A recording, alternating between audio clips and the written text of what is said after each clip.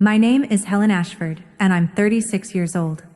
3 weeks ago, I stood in the marble lobby of the most expensive restaurant in Atlanta, holding a box of desserts I had baked with my own hands for my sister's baby shower, while a hostess checked her seating chart twice and confirmed there was no chair with my name on it.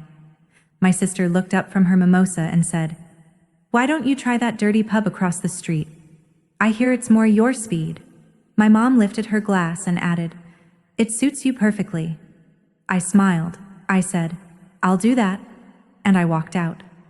What my mother and my sister saw through that pub's front window 40 seconds later drained the color from both their faces. But their faces aren't the story. The story is what I had to choose 3 weeks after that, on a rainy Saturday night, on the most important night of my working life, with my whole future sitting at one table and my family falling apart at another. Welcome back to Calm Drama Stories, where quiet people finally get heard and family secrets come to the table. If you've ever been the one your family underestimated, this story is for you. Drop a comment and be sure to subscribe. Let me back up, because you need to see the pub first. The Kettle Black sits on Riverside Row in a brick building that's been standing for over 100 years. The front door is wood, painted a green that faded decades before I ever touched it, and I refused to repaint it. Most mornings I'm downstairs by 4:30. I live in the apartment above the kitchen, so my commute is 14 steps.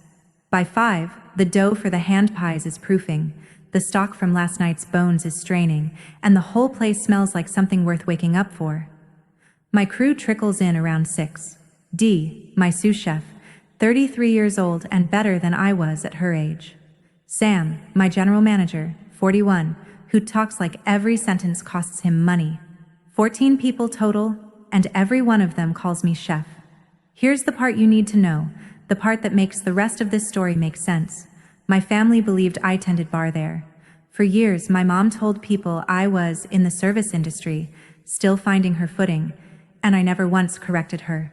Not at Thanksgiving, not at my stepfather's funeral, not at Sunday dinners in Marietta, where the tablecloths were ironed and the questions never were. There's a framed certificate hanging in my kitchen, right next to the dish pit, where the steam curls the corner of the frame a little more every month. Most restaurants that earn one hang it by the front door, lit up like a trophy. Mine hangs where only the people who sweat for it can see it. You're allowed to ask why a grown woman would hide the biggest thing she ever built from her own mother. I'm going to answer that.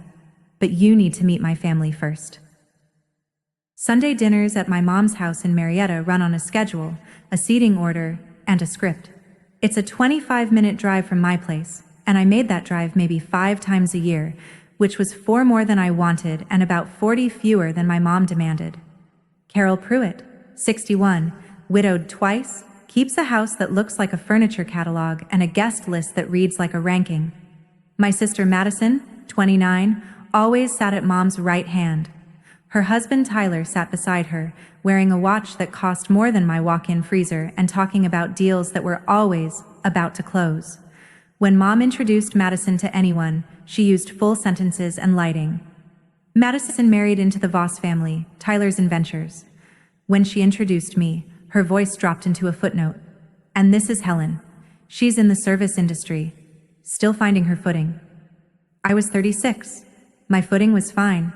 The house rule, unspoken but enforced like fire code, was that we didn't discuss my work at the table. Nobody wants to hear about bar rags over dinner, sweetheart. So I passed the green beans and said nothing, the way you learn to do when you've done it for 20 years. That particular Sunday, back in March, Madison kept touching her stomach and trading looks with Tyler like 2 kids holding a secret in a jar. Dessert came out, some store-bought thing on a crystal stand, and Madison stood up, glowing, and said she had big